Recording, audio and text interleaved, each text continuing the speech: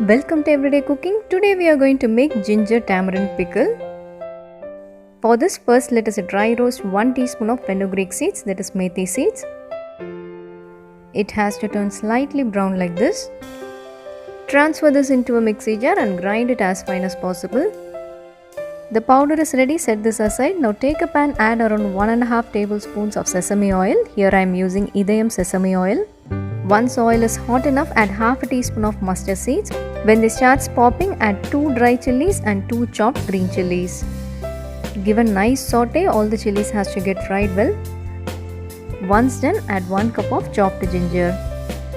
You have to peel the skin of the ginger and chop them. The ginger has to get fried well in oil.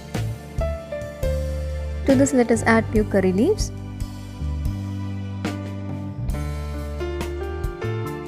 Here the ginger got fried well. Now we can add a 1/4 teaspoon of Asafoetida, that is hing, and a 1/4 teaspoon of turmeric powder. To this, add the required amount of salt and a tablespoon of Kashmiri chilli powder. Kashmiri chilli powder will be less spicy and will give nice color to the recipe.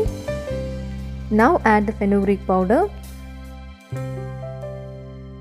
Next we are going to add tamarind water. You have to soak the tamarind for 10 minutes in half a cup of water. You have to mash it, filter it and add it. Cook this in medium flame until this becomes thick.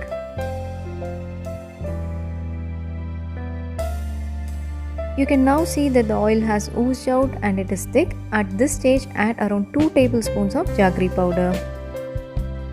Now cook this until it becomes even more thick. Finally, our pickle has to be like this. This will become even more thick once it cools down.